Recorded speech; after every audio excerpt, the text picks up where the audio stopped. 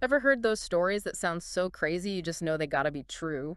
Like, too wild to be made up? Oh, absolutely. Those are the best ones, right? Where truth is stranger than fiction. Exactly. And that's where we're heading today. Buckle up, folks, because we're going deep into Action Park. Action Park.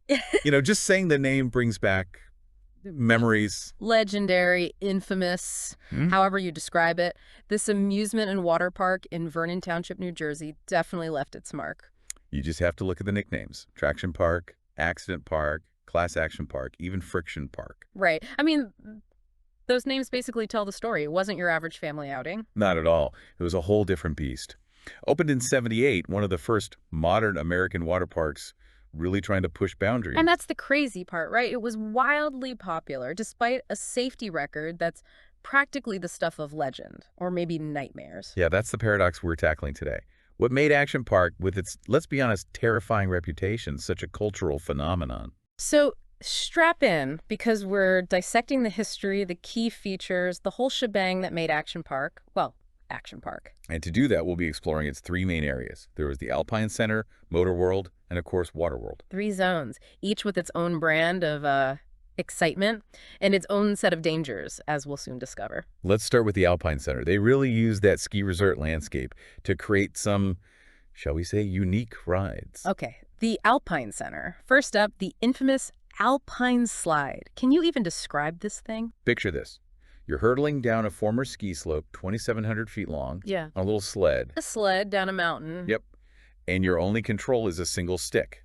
Brake and accelerator all in one. Sounds simple. Yeah, in theory. But those sleds, they weren't exactly known for their reliability.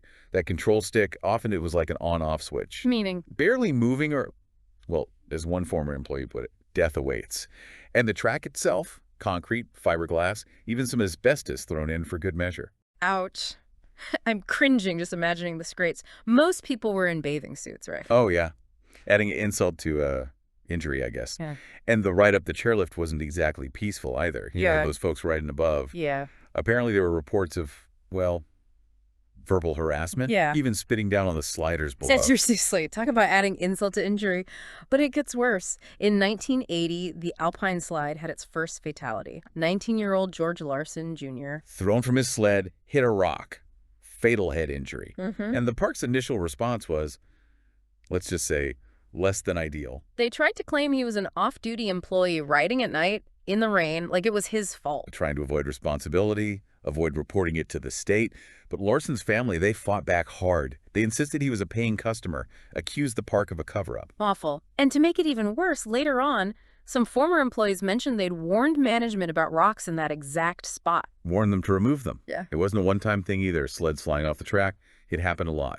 And their solution, hay bales. Just No. hay bales along the sides. Yeah, that was their safety measure. State records from '84 and '85 show 14 fractures and 26 head injuries from the Alpine Slide, just in those 2 years. Wow. Even in 98, its last year, they finally made helmets and knee pads mandatory. A little late for some folks, unfortunately. Speaking of, let's move on to an attraction that never even opened.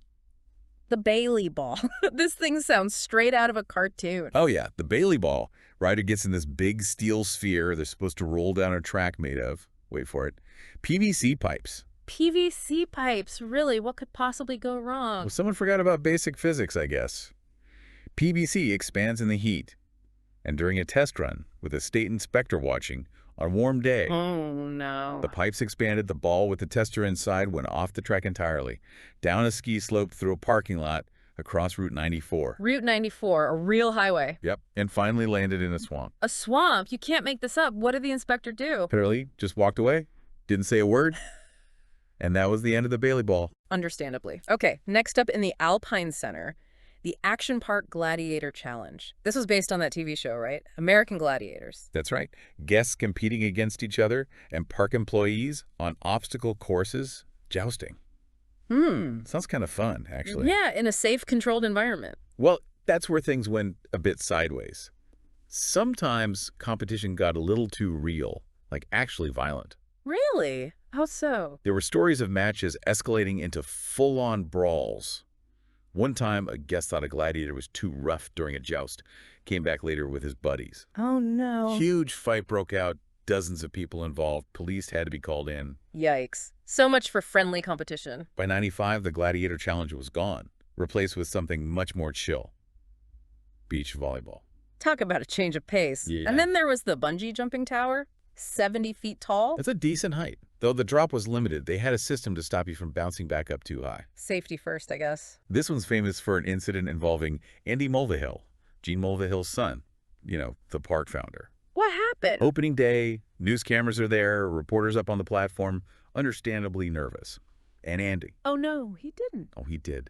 Pushed the reporter right off the platform, live on TV. It's a one way to get publicity. Okay, moving on. The skateboard park. This sounds like it could have been less intense. It lasted one season. The design was just bad. Different bowls separated by uneven pavement. Injuries galore. Skateboarding's dangerous enough without adding design flaws to the mix. A former employee said they had so many injuries, they just buried it in dirt. Right. Literally covered it up and moved on. Wow. Okay, last one in the Alpine Center, the Transmobile. This was a monorail, right? Connecting to Motorworld. Yeah, this one was almost normal. Two-person cars, facing sideways. Weirdest thing was, it was one way only. No round trips? Nope. Caused some confusion, a few arguments. Most of it was dismantled after interest took over. So the Alpine Center definitely set the stage. But let's move on to Motorworld. This is where the engines come in. Exactly. Motorworld was all about powered vehicles and boats. Sadly, it closed down in '96 for good. No comeback for Motorworld. Nope. It's condos and a restaurant now. Let's start with the super go-karts. Go-karts are usually pretty standard. Tracks, some speed limits, bumping into each other. That was the plan, yeah. Governed speed of about 20 miles per hour. But the action park employees, they got creative. Meaning? They figured out how to bypass the speed limiters. With tennis balls. Tennis balls! Wedge them into the engine somehow. Boom. No more speed limit. So not so standard anymore. Oh, no. They basically turned into 50-mile-per-hour bumper cars. Yeah. Tons of crashes, injuries. Plus, the engines weren't well maintained. So you got speed, crashes, and the lovely aroma of gasoline fumes. What's not to love? It was an experience, that's for sure. Then there were the Lola cars, miniature race cars on a bigger track. Did they get the tennis ball treatment too? Oh, yeah. Employees could speed those up too. Predictably, more injuries. But the stories about the Lola cars, they get even better. Oh, do tell. Okay, so management opens this microbrewery nearby, right? And some employees, they get a bright idea. I have a feeling this doesn't end well. They'd borrow some beer, take the Lola cars, and go for joyrides. Yeah. On Route 94. A public highway. In miniature race cars. I don't even know what to say. It's Action Park for you. Next, battle action tanks. This one actually sounds kind of fun. You're in a tank shooting tennis balls at targets. Yeah, harmless fun, right? Well, for the guests, mostly. It was a big attraction. They even advertised it heavily. You paid extra to drive these little tanks in a fenced-off area. If you got hit, your tank would shut down for 15 seconds. Sounds like chaos. It was. And there were even cannons outside the fence so that people watching could join in. But the real danger was for the employees. The ones who had to go in and fix the tanks when they inevitably broke down? Exactly. They'd get bombarded with tennis balls. Guests weren't supposed to do it, but they did anyway. I can imagine. There's even a story about a guest soaking a tennis ball in lighter fluid, setting it on fire, and shooting it at an employee. Oh, my God. Yeah, he got kicked out, obviously, but you can see why working there was an adventure. Okay, let's move on from flaming tennis balls to the watercraft rides in Motorworld. First, the super speed boats. Out on a little pond. Little speedboats, but they could hit 35, 40 miles an hour. And the pond. Full of snakes. Snakes? Seriously? Apparently. But the real issue was people using them like bumper boats. They weren't supposed to, but of course they did. What could go wrong, right? One guy clearly had a bit too much to drink, crashed his boat, and capsized. Had to be rescued by a lifeguard. Into a snake-infested pond. Okay, then there were the bumper boats. Presumably these were safer. In theory. Except the engines leaked gasoline all the time. Right into the water. At least one person needed medical attention. Oh, no. That's just bad. And if you were tall, your legs would hang over the sides. Bumper boat collisions. Yeah. Fractured legs. Fractured legs from bumper boats. Makes you think twice about getting on one, huh? Okay, lastly for Motorworld, air rides. The Space Shot, a classic drop tower. Pretty standard. So standard, in fact, that another park bought it later on. And then there was the slingshot, bungee cord ride, two people strapped in, get launched into the air, flipping upside down. Sounds like whiplash waiting to happen. Right. It only ran from 93 to 95. Even a former employee who worked on it was like, man, how many people got whiplash from that thing? A valid question. Okay, we've done the Alpine Center, we've done Motor World, which brings us to the main event, Water World. This is where things get really wild. Mhm. Waterworld, it was about half the park's rides and where most of the serious injuries and, sadly, fatalities happened. It's like the legend of Action Park was born, Waterworld. You could say that. Yeah. And we have to start with the king, the Cannonball Loop. That enclosed water slide with a full vertical loop. Oh, yeah, the Cannonball Loop. I've seen pictures. It looks insane. Like, who thought that was a good idea? They did. Mm. And it was so scary that they were offering employees $100, which is like $300 today, just to test it out. Yeah. One guy who did it said even after a ton of alcohol, he couldn't forget that ride. That's saying something. And it wasn't open for very long, right? About a month in 85. Yeah. Then the state shut it down. Too many bloody noses and back injuries, they said. Seriously. Bloody noses and back injuries from a water slide. Yeah.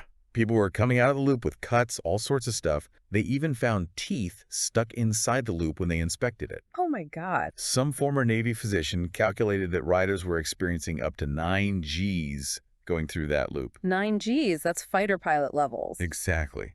And then there were the rumors about the testing phase, The rumors about the test dummies. the ones that got dismembered, decapitated. It's true, actually.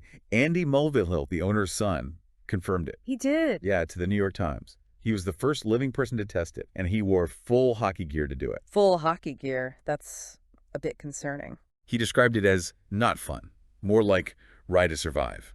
And one time, a rider got stuck at the top of the loop. Not enough water pressure. Stuck inside the loop. Yep.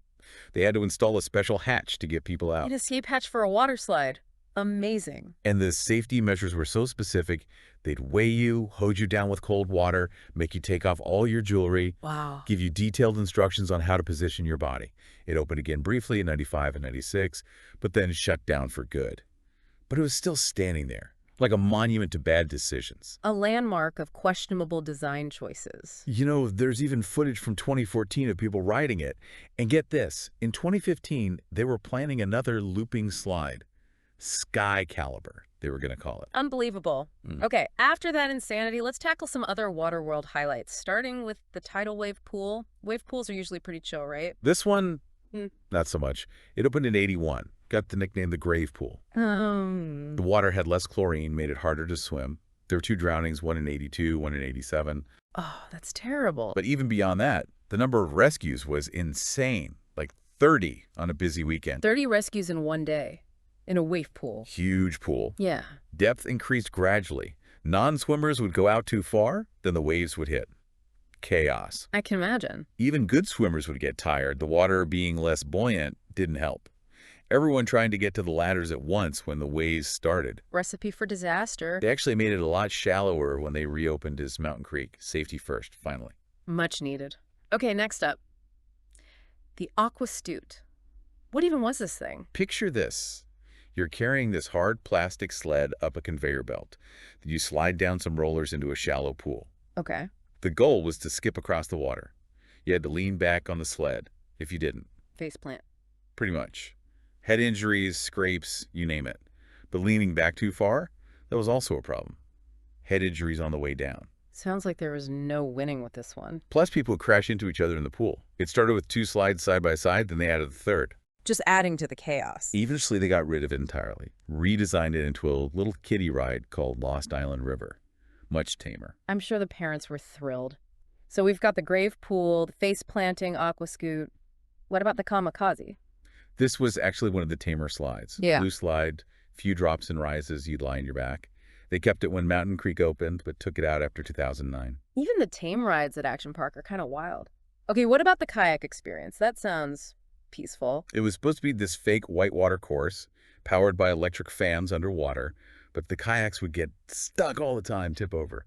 And then there's the electric fans underwater. Yeah. In 82, a guy named Jeffrey Nathan, he was 27, his kayak flipped. He tried to get back in. Oh, no. He touched exposed wiring from those fans, went into cardiac arrest, died right there. That's awful. They closed the kayak experience for good after that.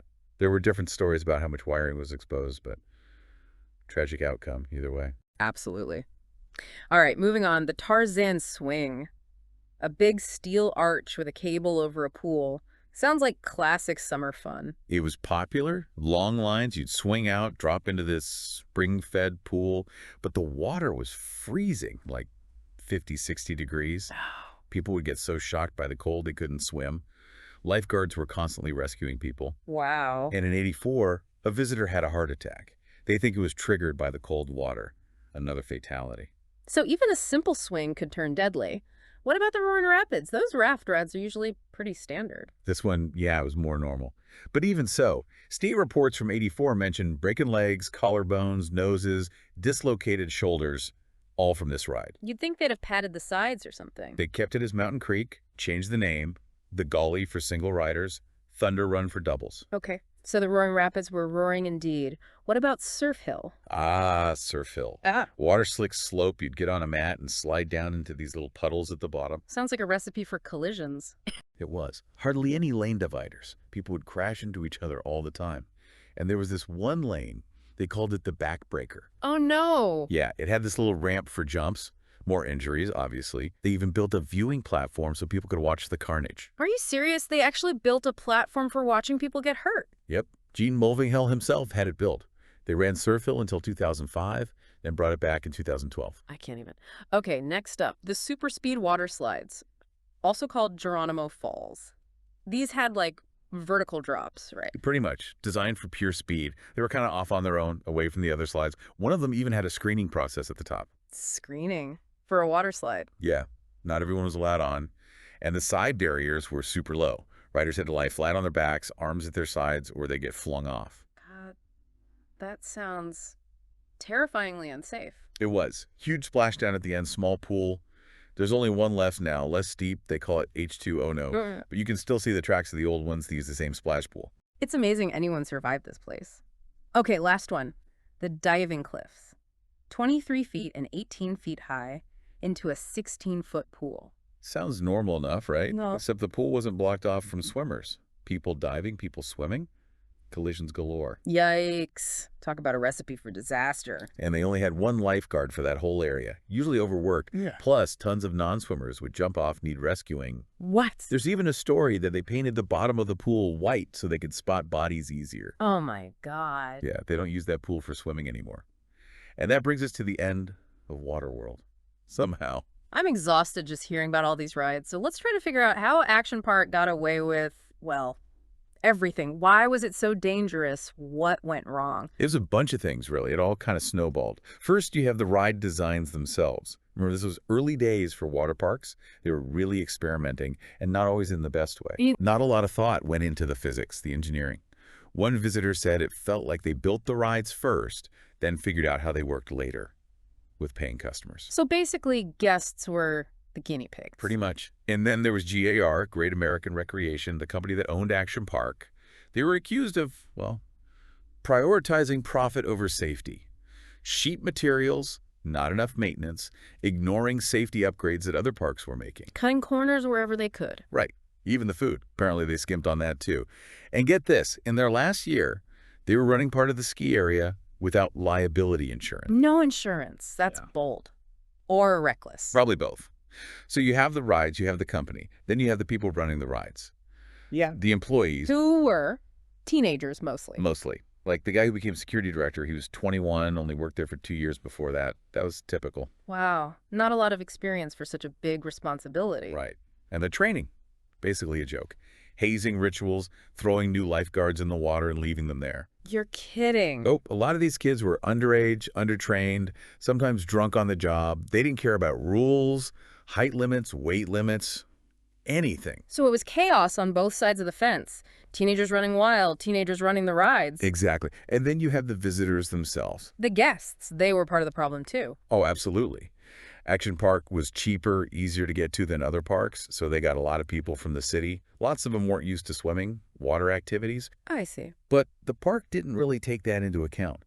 A former security director even said that the park advertising in Spanish language media might have contributed to the accidents. Because of language barriers. Yeah.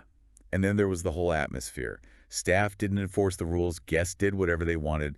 One person called it the land of yes. In a world full of no, Action Park was a place where anything went. Pretty much. And if you got hurt, free passes. That's it. Yeah. Employees would always blame the riders, never the park. Shifting the blame. Classic. Right. There's a quote from a state safety official talking about how people would throw their mats off slides, wait for friends, completely ignoring the rules. And the Tarzan swing, people would try to make it as dangerous as possible, show off for the crowd. All for the gram. Right. And fights. Constant. Brawls, people throwing lifeguards in the pool, line-jumping arguments, spilling into the parking lot. Just like a war zone, not a water park. Oh, and we can't forget about the alcohol. They sold beer everywhere, didn't really check IDs. Doctors said a lot of the injured people were drunk. So, drunk people on dangerous rides run by drunk teenagers, what could go wrong? Seriously. And then what about the authorities? The state, the town, were they doing anything? Well, Not really. From 79 to 86, they got tons of safety violations, but only one fine. Very different from other parks. Makes you wonder if there was some special treatment going on. like they were turning a blind eye. Maybe. A local reporter even said that the town probably went easy on them because Action Park was the biggest employer around. Jobs over safety, I guess. Plus, some of the state regulations were just outdated. Like, after that drowning in 87, they classified the tidal wave pool as a regular swimming pool. Seriously? So the rules were about clean water, lifeguard certifications, nothing about the wave machine, the design of the pool itself. It was a mess. A recipe for disaster. And sadly, people died. Yeah. 6 deaths linked to Action Park. Yeah. George Larson Jr. on the Alpine slide. We talked about that one. Then George Lopez drowned in the tidal wave pool in 82. Jeffrey Nathan electrocuted on the kayak experience, same year. Awful. In 84, an unnamed visitor, heart attack in the Tarzan swing pool, probably from the cold water. Then Donald DePass drowned in the cliff dive pool. Yeah. And the last one, Gregory Grandchamps, drowned in the tidal wave pool in 87. 6 lives lost. It's a stark reminder that this wasn't just fun and games. People were really getting hurt, some fatally. But even with all that, Action Park has this weird, almost nostalgic place in people's memories. It's true. For a lot of people who grew up in the area, New Jersey, New York, Pennsylvania, Action Park is this big cultural thing. There's even an email list. You're from New Jersey when? And one of the items is, you were seriously injured at Action Park. That's amazing. It really was a rite of passage for some people. Right. Some people have said that Action Park, in its own messed up way, taught a whole generation that life is dangerous, things can go wrong. A harsh lesson. It was. Yeah. Chris Gethard, the comedian, he called it a shared experience of near-death encounters. Wow. And its legacy lives on. Oh, yeah. Johnny Knoxville made that movie, Action Point, inspired by Action Park. There's a documentary on Mashable, the most dangerous theme park in America. And then the HBO documentary, Class Action Park, that was huge. That was a good one. And there's a TV show in the works based on Andy Mulvihill's story. He also wrote a book, Action Park, Fast Times, Wild Rides, and the untold story of America's most dangerous amusement park. So Action Park lives on in all its glory. Yeah. What about the actual place, though? What happened to it? In 2010, they sold the whole Mountain Creek complex, ski resort, water park, everything. And the buyer was Eugene Mulvihill, The original owner. the one and only. Sadly, he passed away a couple of years later. But in 2014, they actually renamed the water park Action Park for the season. Really? Yep, a little nostalgia trip. Then they changed it back to Mountain Creek Water Park in 2016. There were a couple of spin-offs, actually. Pocono Action Park and Motor World in Pennsylvania, that closed in the early 90s. And Action Mountain in New Jersey, that one was around in the mid-80s before they turned it into a golf course. So the name, the legend, it keeps popping up. Well, as we wrap up this deep dive into Action Park, it's clear this was a place unlike any other. Definitely. Bad rides, untrained staff, everyone doing whatever they wanted, and not a lot of oversight from anyone. It's a miracle more people weren't seriously hurt. It's amazing and terrifying how popular it was. So, listeners, here's something to think about. What does the story of Action Park tell us about our desire for thrills, for pushing the limits, about the balance between having fun and staying safe? And how much responsibility do authorities have to protect us from ourselves, even when we're chasing that adrenaline rush? Action Park might be gone, but the questions it raises are still relevant today. Food for thought. And that's our deep dive into Action Park. Thanks for joining us.